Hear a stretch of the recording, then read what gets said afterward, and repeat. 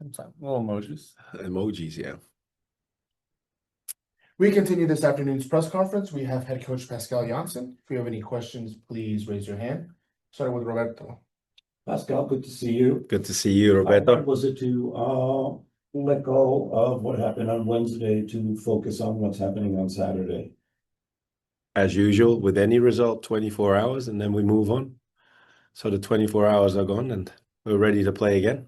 What did you learn post-match after reviewing everything that maybe wasn't as obvious on Wednesday? Basically what we expected going into this game. Clinical finishing was one of the priorities. If you see how the first half develops itself, apart from the first 15 to 20 minutes where they were trying to get into our box quite a few times, but didn't create real danger. The first two big chances are on our side. It's the header from Thiago and it's the 1v1 from Nico Macau. We didn't make them, obviously, and then it was one minor error just before the break that caught us, and we went 1-0 down.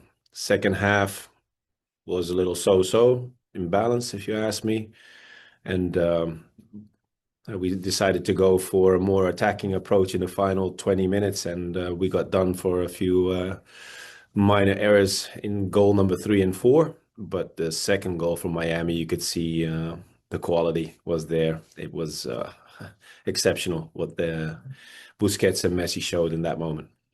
I know you won't make excuses about or even acknowledge the fact that the team is playing a lot, but you've played 5 games now coming up in 14 days. What is the biggest challenge that you have coming into the game on Saturday? There is no challenge itself because it's a derby. So everybody wakes up for a derby and is switched on. So that makes it quite easy for me as a coach, knowing that we have to bounce back from a result that wasn't planned, obviously, against Miami. And now playing against Red Bull, everybody's switched on. So that makes the coaching job a little easier.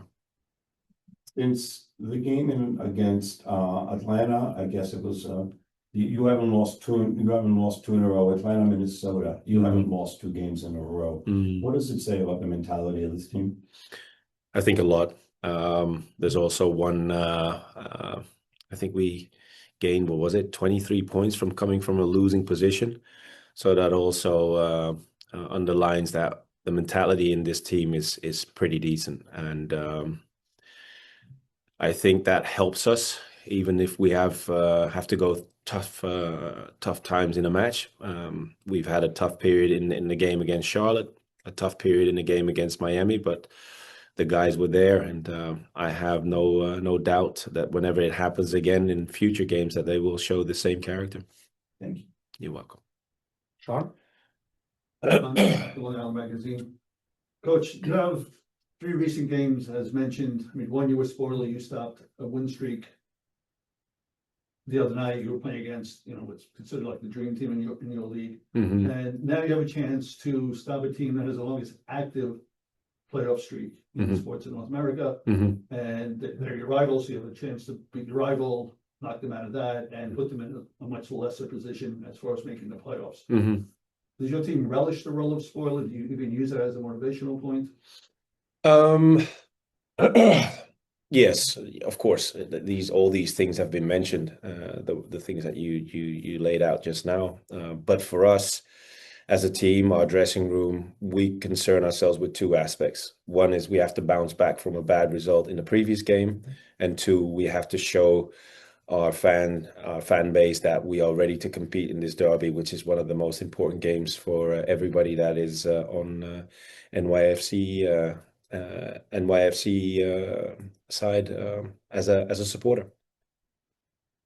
And what would be just one on each side, a positive from the other game and another thing that you really feel focus should be put on to improve for the following? Sorry, again? One on each side, and pros and cons coming out of the last game. So what one thing that you think your team did well, one positive takeaway, and one thing that from the Miami game, you mean?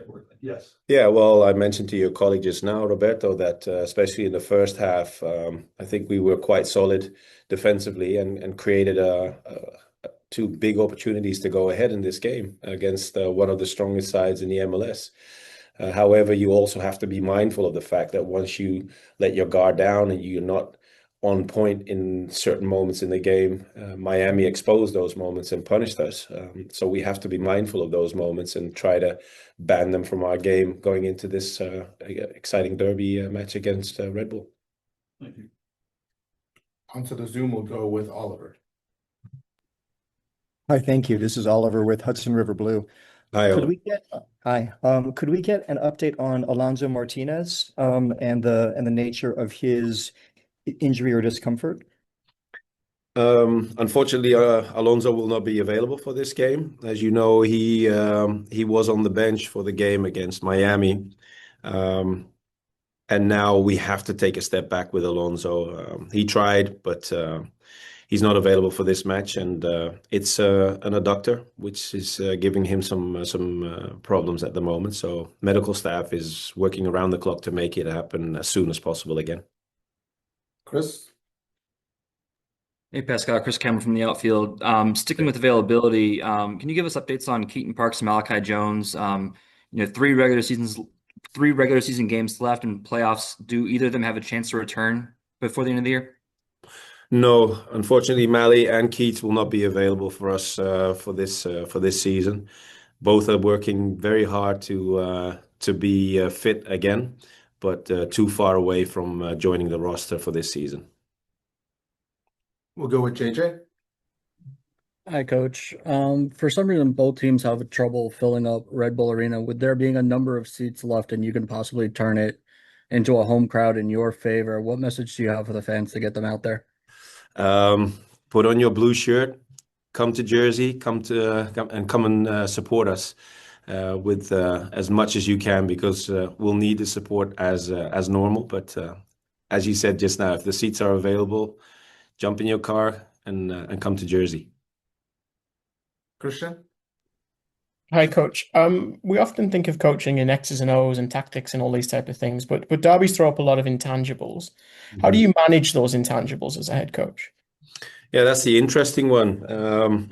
In our conversation today with the team, we mentioned this also. Derby everywhere around the world is always one of the most exciting games throughout a season, and so is this one. So it's very important that you respect the emotions that come along with a derby, and show the emotion and show the passion in the game and the willingness to get a good performance out there, even in our case in an away game. But also you have to respect the fact that the derbies always are intense, and you have to make sure that you stay on pitch with 11 players. Things can become very heated in these type of games, but we have to also keep a blue head, as we call it, and stay focused on what needs to be done on pitch to have the best result possible. Chris?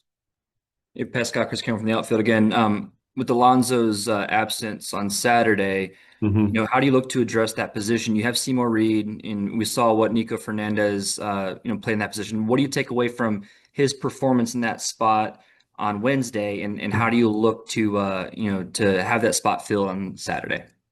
Well, it's very unfortunate that Alonso is not available for us, because obviously he's the best striker we could wish on the number 9 position.